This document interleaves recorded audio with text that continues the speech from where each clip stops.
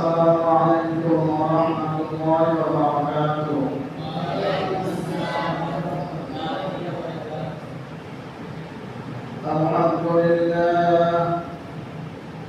الحمد لله نحمده ونستعينه ونستغفره ونعوذ بالله من شرور أنفسنا ومن سيئات أعمالنا. من يهده الله فلا مضل له ومن يضلله فلا هادي له. وأشهد أن لا إله إلا الله وحده لا شريك له. وأشهد أن محمدا عبده ورسوله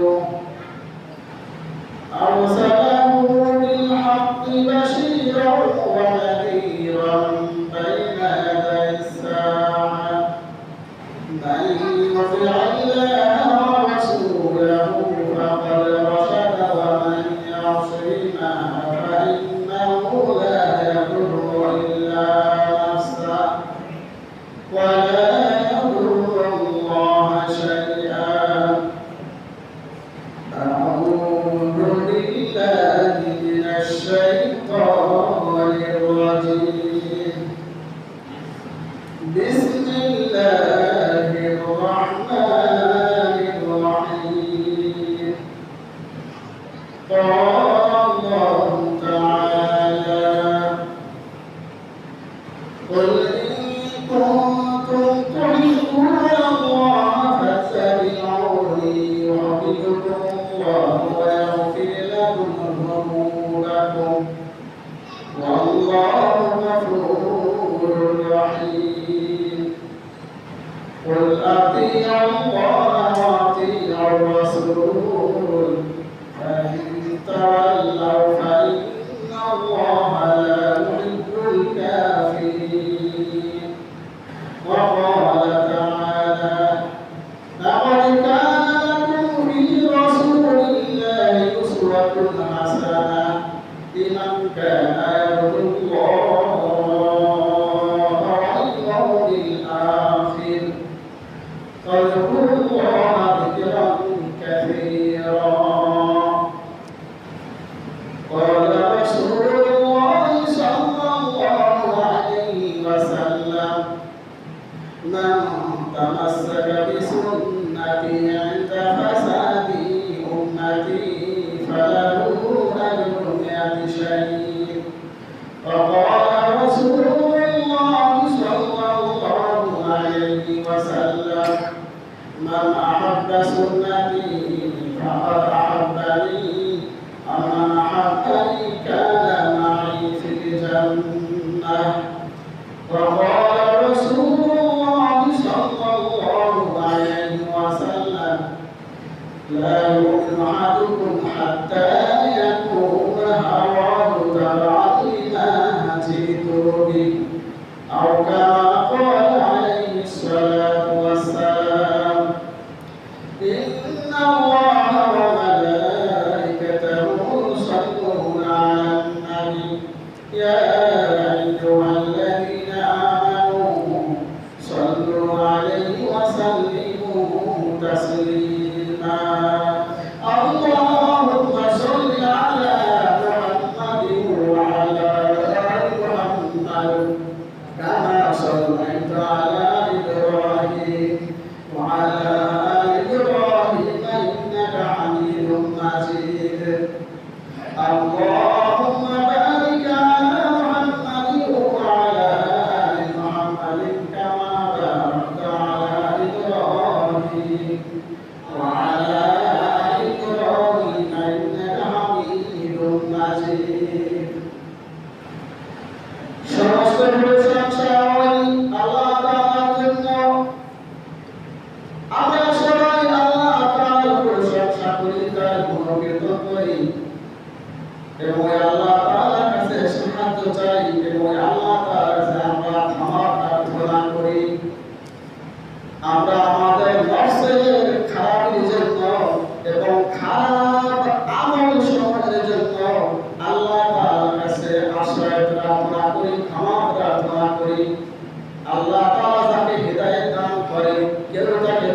প্রশ্ন করতে পারবে না।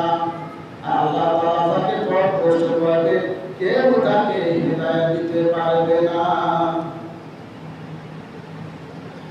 আমরা সাক্ষ্য দিতেছি যে আল্লাহ ছাড়া কোনো মাবুদ নাই, তিনি একক, তার কোনো শরীক নাই।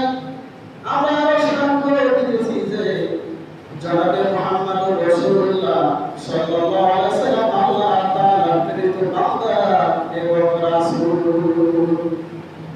আল্লাহ তাআলা যুগে যুগে অসংখ্য অগণিত নবী রাসূল উম্মতের পথ দেখানোর জন্য, জান্নাতের পথ দেখানোর জন্য প্রেরণ করেছেন। আল্লাহ তাআলা তার উম্মতদের কাছে তাদের স্ব ভাষায় নবী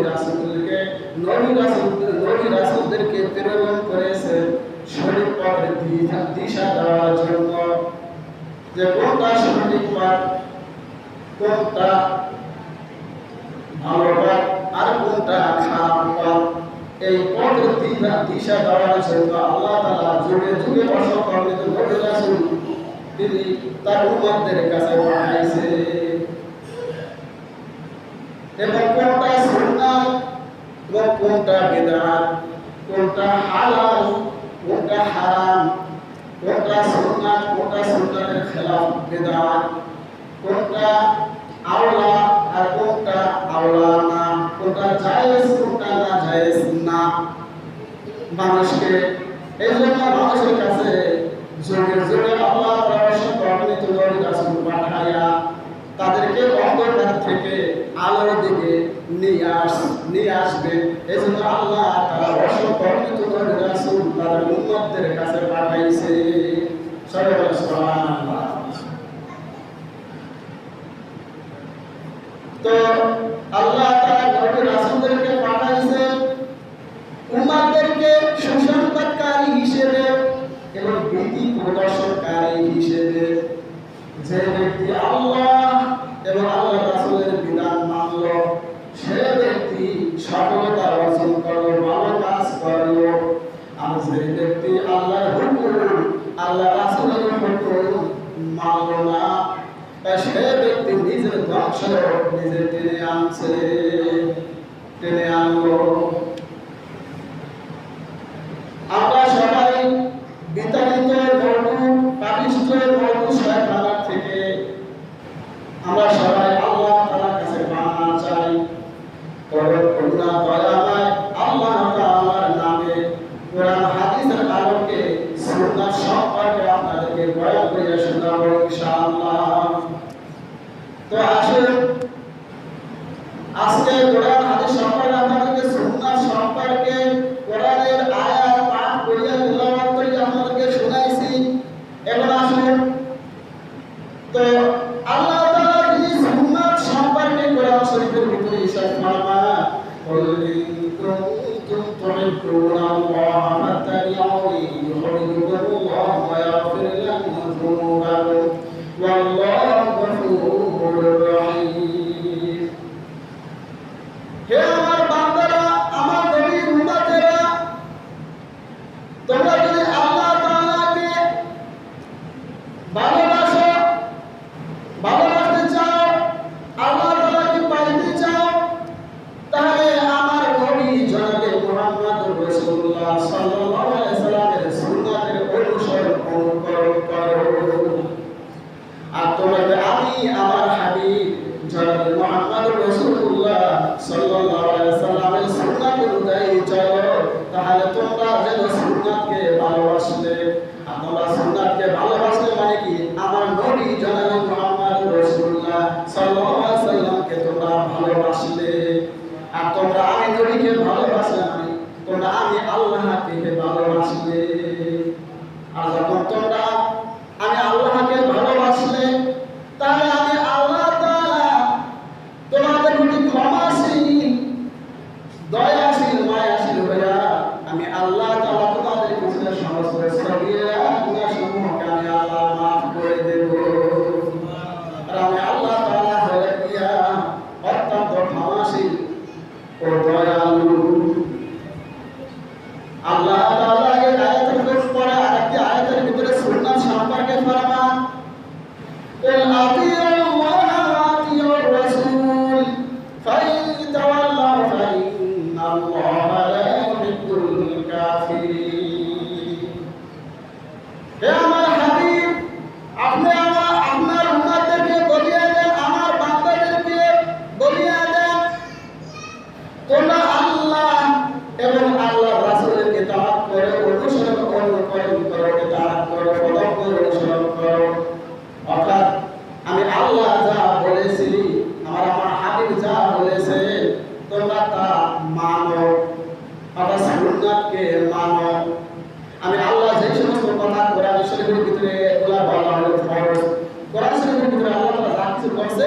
এগুলা মানা হলো কি আমাদের জন্য ফরজ। আর হাদিস শরীফে যা বলেছে রাসূল করিম সাল্লাল্লাহু আলাইহি সাল্লাম আল্লাহ তাআলার ইশারায়, আল্লাহ তাআলার হুকুমে এগুলা মানা আমাদের জন্য হলো কি সুন্নাহ। তো কোরআনের বিধিবিধান মানা হলো ফরজ, আর হাদিস শরীফের বিধিবিধান, শরীয়তের বিধিবিধান মানা হলো সুন্নাহ।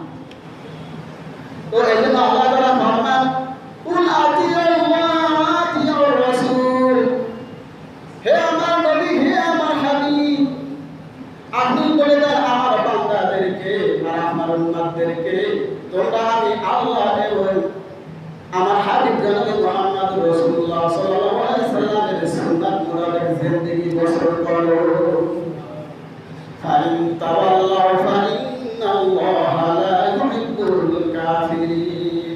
আর তোমরা যদি আমি রাসূলের সুন্নাত থেকে যদি মুখ ফিরিয়ে নাও, কৃষ্ণ প্রদর্শন করো, সুন্নাতকে যদি না মানো, অস্বীকার করো, তাহলে আমি আল্লাহ তাআলাকে যেভাবে ফাইন তাওয়াল্লাউ ফাইন্নাল্লাহা লা ইউহিব্বুল কাফিরিন, আমি যেমন কাফের সম্প্রদায়কে যেভাবে ভালোবাসি নাই, আমি আল্লাহ কিন্তু এবং আমার রাসূলও কিন্তু তোমাদেরকে ভালোবাসবে না। আর তোমরা যদি আমি আল্লাহ তাআলার বিধান, আমার হাবিবের বিধান যদি মানো, তোমরা যদি অনুসরণ গ্রহণ করো, তাহলে আল্লাহ তাআলা এবং আমার নবী তোমাদেরকে ভালোবাসবে। এই আয়াতের দ্বারা আমি সাবিত করতে চাই, এই আয়াতের ভিতরে আল্লাহ তাআলা সুন্নাতের কথা বলেছে। কি কথা বলেছেন ভাই? সুন্নাতের কথা বলেছে। এখন আসল প্রত্যেকটা জিনিসের কিন্তু বিপরীত জিনিস আছে।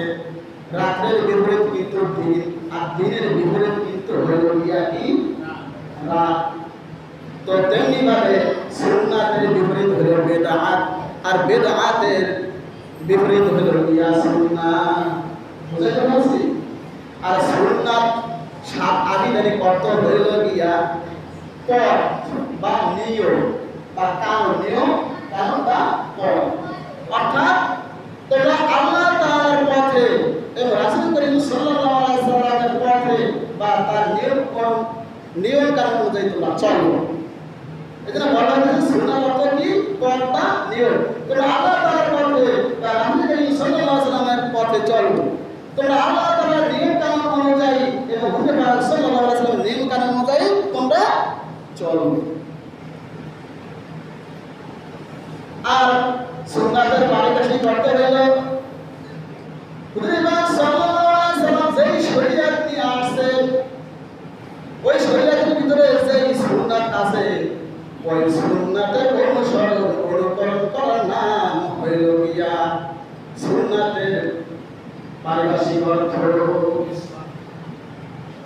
এখন আসল সুন্নাত কি? যে আল্লাহ তাআলার কথা হইল ফরজ, আর নবী সাল্লাল্লাহু আলাইহি সাল্লামের কথা হইল গিয়া সুন্নাত। তো এখন আসুন আল্লাহর হাবিব জনাবে মুহাম্মদ রাসূলুল্লাহ সাল্লাল্লাহু আলাইহি সাল্লাম তিনি হাদিস শরীফের ভিতরে সুন্নাত সম্পর্কে ইরশাদ ফরমান, মান তামাসসাকা বিসুন্নতি ইনদা ফাসাদি উম্মতি ফালাহু আজরু মিআতি শাহীদ। আল্লাহর হাবিব জনাবে মুহাম্মদ রাসূলুল্লাহ সাল্লাল্লাহু আলাইহি সাল্লাম তিনি ইরশাদ ফরমান নকল করে, বা আমার যেই সমস্ত উম্মতেরা এই ফিতনা ফাসাদের যুগে, এই ফিতনা ফাসাদের জমানায় আমি রাসূল করিম সাল্লাল্লাহু আলাইহি সাল্লামের সুন্নাতকে মজবুত করিয়া ধরিয়া সুন্নাতের উপরে চলবে, আল্লাহ তাআলা তার আমলনামা 100 শহীদের সওয়াব তার আমলনামায় আল্লাহ তাআলা লিখিয়া দিবে। সবাই বলেন সুবহানাল্লাহ। এখন বলতে শহীদ কি অর্থ? শহীদ দাও দিয়া বা বড়া দাও দিয়া কসুর গাছ কাটলাম, বাস শহীদ হয়ে গেল। এই শহীদ দেখেন আপনারে এই জিহাদ করতে যাইয়া কত মানুষ, কত মুসলমান, কত হাফেজ মাওলানা মুফতি মহাদেশ তারা তাদের রক্ত দিয়া তারা দুনিয়া থেকে চলে যাওয়া শহীদ হয়ে গেছে। এরপর যখন আফগানের মাটিতে এবারে তালেবানদের মুজাহিদের রক্ত ঝরলো, ঝরার পরে আল্লাহ তাআলা এই তালেবানদের জিহাদের পয়দা করিয়া দিয়েছে। এবারে আসুন, এখন যে আমাদের বর্তমানে একটি মুসলিম রাষ্ট্র যাকে বলে প্যালেস্টাইন বা যাকে বলা হয় ফিলিস্তিন, আজকে ফিলিস্তিনে কি ঘটবার জুলুম চলতেছে, অত্যাচার চলতেছে। এবার আগে তো চলতে যুদ্ধ প্লেন দিয়ে সরাই মানে একজন দেখে না, কম্পিউটারের মাধ্যমে স্যাটেলাইটের মাধ্যমে কোন জায়গায় ওই ফিলিস্তিনের যোদ্ধারা আছে, আবার ফিলিস্তিনের যোদ্ধারা চিন্তা করলে কোন জায়গায় আমেরিকা আর ওই ইসের কোন দেশে জানি হ্যাঁ না ইহুদিদের দেশ ইসরায়েল, যে ইসরায়েলের ভিতরে কোন জায়গায় ইহুদি আছে ওদেরকে শেষ করবো। এই কয়েকদিন আজকে টানা ৮-৯ মাস এই যুদ্ধ চলছে, আর এখন চলতেছে ফিলিস্তিনের ভিতরে। হ্যাঁ, এইভাবে সরাসরি যুদ্ধ চলছে, মুখামুখি একজন আরেকজনকে মারিয়ে ফেলাইতেছে। আর ইহুদিরা ওই দেশের মানুষকে বলতেছে তুমি অমুক জায়গায় আসো, অমুক জায়গায় আসো। তাদের কথা তারা অমুক জায়গায় যায়, যাই ওই জায়গায় বোম্বিং করে তাদেরকে মারিয়ে ফেলাইতেছে। এখন কত বড় ভয়াবহ যুদ্ধ চলতেছে, একই সময় এত সহজ জিনিস না। দেখেন কত টাকা চাইতেছে, কত সেনা সৈন্য মানুষ মরতেছে, মুজাহিদ মরতেছে, তালেবানরা মরতেছে, মুজাহিদ মরতেছে, মুসলমান মরতেছে, কত শিশু, কত যুবক, কত বৃদ্ধ মানুষ আজকে মরতেছে। আজকে এই যুদ্ধের কারণে মানুষ না খাইয়া মরতেছে, তাদের ক্রন্দনে তাদের কান্না আজকে আকাশ বাতাস ভারী হয়ে গেছে। কি চলতেছে আজকে দেখেন, এখন ফিলিস্তিনের ভার আবার লেবাননে চলতেছে, লেবাননের ভার আবার ইয়ামনে চলতেছে। তো এই জন্য ফিলিস্তিনে যারা মুজাহিদ বা তালেবান মুসলমান তারা ওদেরকে ছাড়তেছে না, তারা ওদেরকে টোকায় টোকায় মারতেছে। এবং লিবিয়াও মুসলমানরা হিজবুল্লাহরা ওদেরকে টোকায় টোকায় এবার মারতেছে। এবার ইয়ামেনও ওদেরকে টোকায় টোকায় এবার মারতেছে। এবার এই যুদ্ধে যে শাহাদাত বরণ করবে মুসলমান তারা শহীদ, আর যে বেঁচে যাবে সে হলো গিয়া গাজী। মারলে শহীদ বাঁচলে গাজী, ভয় করি না কারো, আসুক যত ভুলের বোমা আসুক কামান আরো। দুষ্ট লোকের মিষ্টি কথা খোকা কেন ভুলে, বৈকালে সব বয়ে আছে অস্ত্র নিয়ে তুলে। আজকে তারা এবার বাহানা দেয় যে তোমরা অমুক জায়গায় আসো, উত্তরপ্রদেশ ছাড়ো, দক্ষিণ দিকে আসো, যেই আসে সেখানে বন্দিন করিয়া তারপর এই ফিলিস্তিনের মুসলমানদেরকে মারিয়া ফেলাই দিচ্ছে। আর আজকে আমরা এখানে বসে দোয়াও করি না, অনেকের ভিতরে কান্নাও আসে না, এই ব্যথাও আসে না, হ্যাঁ ব্যথা তো আসে না, দোয়াও আসে না। আমরা বইয়া ঘরে বইয়া খাই আর টাকা নিয়ে আর বিলাসিতা করতেছি। একদিন দোয়া করছি, ঘরে নাচের বলে তো আমরা কিন্তু দোয়া তো করতে পারি, কিন্তু এখন আমরা দোয়াও করতে হবে, তার সাথে দাওয়াও করতে হবে। শুধু দোয়া করব তা হবে না। ফিলিস্তিনের আগের বাদশা ছিল বাদশা সালাউদ্দিন আইয়ুবী, তাকে ওই দেশের এক মুসলমান অর্থাৎ ইহুদি, সে মুসলমানের বেশ ধরিয়া মাথায় টুপি করছে, সুতরি পোশাক করছে, এরপরে এবার বলিয়া দাঁড়িয়ে বড় বড় দাঁড়িয়ে গিয়ে নামাজ পড়ে, আসলে কিন্তু ইহুদি। ওই রাসূলুল্লাহ সাল্লাল্লাহু আলাইহি ওয়াসাল্লামের যে দুই ইহুদি দাঁড়িয়ে গিয়া টুপি গিয়া নামাজ পড়ে লাফুনি করতেছিল, ওই বেশ ধরছে ওই ইহুদি। তো বাদশা সালাউদ্দিন আইয়ুবের আমলে কি করছে যে তারা এইভাবে এক ইহুদি আসছে, ইহুদি এসে দাওয়াত দিতেছে, ইমানের দাওয়াত দিতেছে মিঠা ভাষায়, মিঠা কথায়, যে দেখেন একটা মানুষ মরলে বা লড়াই হইলে খালি মিলা সুন্নাত ঘরে বইয়া আর মসজিদের বইয়া আমল করবেন আর মিডা দোয়া করবেন হুজুরের লইয়া, আর আমরা মিডা দোয়া করব, রণাঙ্গনে যুদ্ধ করার দরকার নাই, জিহাদ করার দরকার নাই। যারা এই সমস্ত দাওয়াত দেন তাদের আর কি বলবো, এই সমস্ত গাপ্তি বস্তা ঠোল। আল্লাহ তাআলার কাছে এই সমস্ত ইমানি দাওয়াত আর এই ফালতু দাওয়াত কখনো আল্লাহ তাআলার কাছে কাজে আসবে না। ইমানের দাওয়াতও দিতে হবে, অন্তরে জিহাদের তামান্না রাখতে হবে, জিহাদ বাজলে যুদ্ধ বাজলে রণক্ষেত্রে ঝাঁপিয়ে পড়তে হবে, ইহুদিদের বিরুদ্ধে, খ্রিস্টানদের বিরুদ্ধে, রাসূলের বিরুদ্ধে জিহাদ করতে হবে। কিন্তু গাদ্দিতে আমরা মিরা দাওয়াত দিলাম, জিহাদের খবর নাই আমার অন্তরের ভিতরে। আল্লাহ রাসূল সাল্লাল্লাহু আলাইহি ওয়াসাল্লাম বলেছেন যে ব্যক্তির ভিতরে জিহাদের তামান্না নাই, সে যেন ইহুদি হইয়া মরে, সে যেন নাসারা হইয়া মরে, সে যেন খ্রিস্টান হইয়া মরে, সে আমার কোনো উম্মাত না। কেউ আছে আল্লাহর হাবিব জনাব মুহাম্মদ রাসূলুল্লাহ সাল্লাল্লাহু আলাইহি ওয়াসাল্লাম। আমাদের দেশের ভিতরে একটা গামটি আছে, হ্যাঁ করে কি ওই জেহাদে যায় না, জেহাদে যত আয়াত আছে ফি সারিয়া, এইটাই খালি দিনের দাওয়াত, এইটাই ইমানের দাওয়াত। জেহাদের আয়াতকে আপনারা কি ভিতরে ঢুকান কেন? হ্যাঁ, এই জাতীয় গোষ্ঠীর নাম দিয়া তাই এইটাই আল্লাহর রাস্তা। তাহলে তো আল্লাহ রাসূল তো হেরে তো জিহাদে যাইতেন না। এই যে বদরের যুদ্ধ, হুনাইনের যুদ্ধ, ইয়ারমুকের যুদ্ধ, এই খন্দকের যুদ্ধ, তাহলে কাফেরদের বিরুদ্ধে তো একদিন জিহাদ করার দরকার ছিল না। এরা ঈমানের দাওয়াত দিতেন, মিরা দাওয়াত দিতেন না, মিরা দোয়া করতেন। ঈমানের দাওয়াতও দিতে হবে এবং যুদ্ধ আসলে জিহাদ আসলে রণাঙ্গনে ঝাঁপিয়ে পড়তে হবে কাফেরদের বিরুদ্ধে, ইহুদিদের বিরুদ্ধে।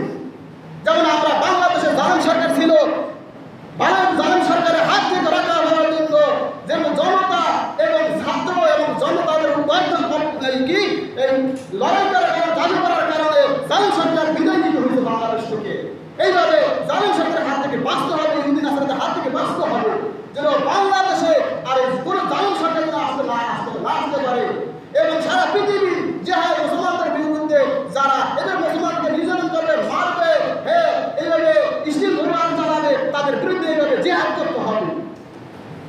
তো এই ফিলিস্তিনের এক বাদশা ছিল সালাউদ্দিন আইয়ুবী, তার কাছে আয়েশা সে বলল যে আমার যুদ্ধ যদি বাজে, হ্যাঁ কোনো মানুষ যদি মরে, তাহলে আমরা শুধু মসজিদে বসে দোয়া করব, মুসল্লিদেরকে নিয়ে ইমাম সাহেব মুসল্লিদেরকে নিয়ে কি করবে? দোয়া করবে, হ্যাঁ, আর ইমানি দাওয়াত দেবে, জাহাজে যাওয়ার দরকার নাই। এই কথা বলা শুরু করিয়ে দিয়েছে ইহুদি। তো কিছু লোক এই কথা শুনিয়া তখন এই বাদশা সালাউদ্দিন আইয়ুবীর কাছে বিচার দিচ্ছে যে বাদশা আমাদের দেশে এখন স্কলারশিপ, ইসলামিক স্কলারশিপ নিয়ে আসছে, সে আমাদের কত সুন্দর ইমানের দাওয়াত দিতেছে, ইসলামের দাওয়াত দিতেছে। সে বলতেছে যে তোমরা মানুষ মারলে, যেন রোগশত হইলে, যুদ্ধ বাজলে, রণাঙ্গনে জিহাদে না যাইয়া মসজিদে বইয়া মিডা ইমাম সাহেবের নিয়ে দোয়া করেন, দোয়া করেন। যখন এই কথা আসলো তার কানে, সালাউদ্দিন আইয়ুবী সাথে সাথে তার এর ভিতরে ছিল তরবারি বাইর করিয়া তাকে শোয়াইয়া তার গলা ধরে ধরছে, বল তুই কে, তোর পরিচয় দে, পরিচয় যদি না দেস আজকে তোকে দ্বিখণ্ডিত করি হারামু। তোর পরিচয় কে? আমি বললাম ইহুদি। তো যারা এই গাটি অবস্থা টাঙ্গা, হ্যাঁ এই সমস্ত দাওয়াত দেওয়ার জেহাদে তামান্না থাকবে না, জেহাদে যাবেন না, এই সমস্ত দাওয়াত, এই ইমানের দাওয়াত আর এই ইসলামের দাওয়াত আল্লাহ তাআলার কাছে কবুল হবে না। সালাউদ্দিন আইয়ুবী তাকে দ্বিখণ্ডিত করিয়া দিছে, না দোয়া করতে হবে, যুদ্ধ আসলে যুদ্ধের ময়দানে ঝাঁপিয়ে পড়তে হবে। এই সালাউদ্দিন আইয়ুবী গর্বের ওসিয়ত হাসিল করে, খালি গাটি অবস্থা টানবেন আর ইসলামের দাওয়াত, ইমানের দাওয়াত দেবেন, রণাঙ্গনে যাবেন না, এই সমস্ত মিডিয়া শুনে না, মিডিয়া দাওয়াত ভাব দেন, একটু ঘুরিয়ে দাঁড়াইতে হবে। আর আমি যদি এইভাবে দোয়া করে, মিডিয়া শুনে পালন করে, ইসলামের দাওয়াত দেয়, মিডিয়া দাওয়াত, হ্যাঁ তাহলে আমার ঘুরে আবার নির্যাতন আসবে। এর হাত থেকে রক্ষা পাওয়ার জন্য আপনি একটু ঘুরে দাঁড়াবেন, ঘুরে দাঁড়াইয়া হয়তো তার সাথে জিহাদ করবেন, হয়তো বাঁচবো নাইলে মরবো, হয়তো বাঁচলে গাজী আর মরলে শহীদ, বাস। শহীদের একটু শহীদের জিনিসটা বুঝে, এত সহজ জিনিস না। দেখেন আজকে কত কি চলতেছে, জুলুম নির্যাতন চলতেছে, আর ইরান কি জ্বালাইতে আছে, তারাও ছাড়তেছে না। আর একটা ঘটনা বলতেছি, এই লেবাননে এই ইসরায়েলি ইহুদি 50 জন ইহুদির একটা টিম ট্যাঙ্কার নিয়ে বসে আছে, কেউ আছে ট্যাঙ্কের ভিতরে, কেউ আছে ট্যাঙ্কের আশপাশে, আর কেউ আছে ট্যাঙ্কের কাছে একটা ক্যাম্পের ভিতরে 50 জন। তো দেখেন আল্লাহ তাআলার কি কুদরত, একজন মুসলমানের সাথে ক্যামেরা আছে, ওই ক্যামেরা দিয়ে আপনারা দেখে যে এই লিবিয়ার হিজবুল্লাহ কোথায় আছে, বা আমরা রেস করতেছি যে আমাদের গায়ে আবার অ্যাটাক করে কিনা, হামলা করে কিনা, তারা সিসি ক্যামেরা দিয়ে দেখে। প্রত্যেকটা মানুষের কাছে সিসি ক্যামেরা আছে। আবার হিজবুল্লাহরাও তাদের প্রত্যেকটার কাছে ক্যামেরা আছে, ওরা কোথায় আছে, ওরা কি করতেছে। তো এক মুজাহিদ আয়েশা, এই 2-4 দিনের কথা, এই 2-4 দিনের ঘটনা আপনাকে বলতেছি। আয়েশা সুন্দরভাবে একটা বোন তাদের ক্যাম্পের ভিতরে সুন্দর বসায় রাখিয়া আবার সুন্দরভাবে চলে গেছে, কিন্তু এক 50 জন মানুষ কেউ তাকে দেখে না। তার উদ্দেশ্য হলো আমি জিহাদ করতে আছি রেজাল্ট আল্লাহর জন্য, যদি বাঁচি গাজী আর মরলে শহীদ। কিন্তু দেখে তাদের সাথে সিসি ক্যামেরা ভিতরা 50 জন মানুষ কেউ দেখে না।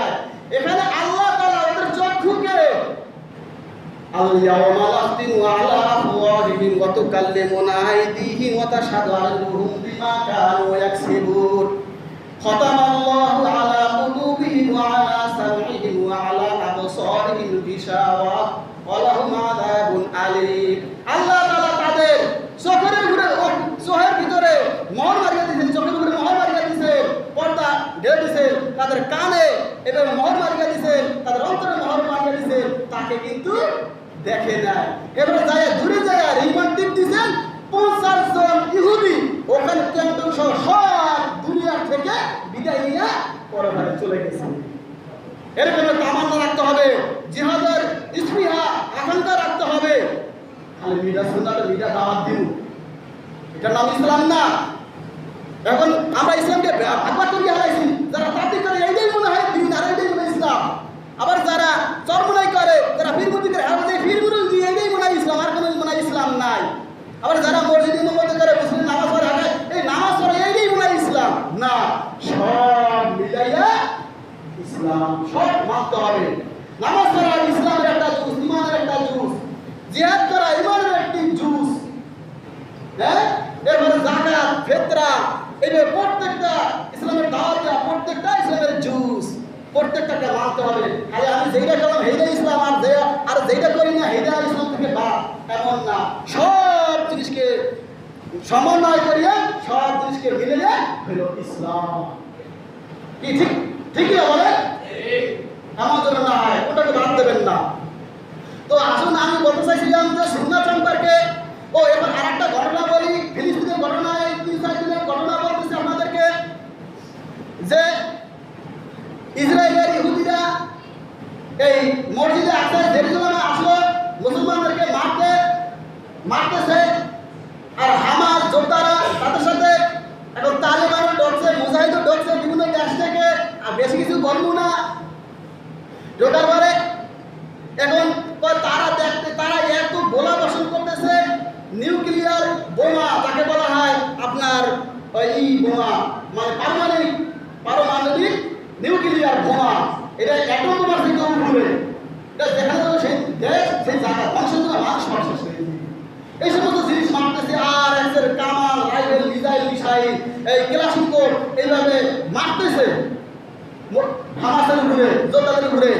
দেখতেছে যে হামাস যোদ্ধা মরতেছে না, হামাস যোদ্ধা মরতেছে না, বরঞ্চ দেখতেছে তারা যে এগুলো মারতেছে উল্টা যাইয়া, উল্টা এই সমস্ত বোমা, এইভাবে অ্যাটম বোমা, রাইফেলের গুলি, বন্দুকের মিসাইলের গুলি যাইয়া ঠিক ইসরায়েলের এককালে আসল যে জায়গা ঘাটি আছে, ও জায়গায় পড়ে, ওদের বাসভবন, ইহুদি নাসরাতের ঘর, সেনাপ্রধানের ঘর, এই জায়গায় পড়তেছে।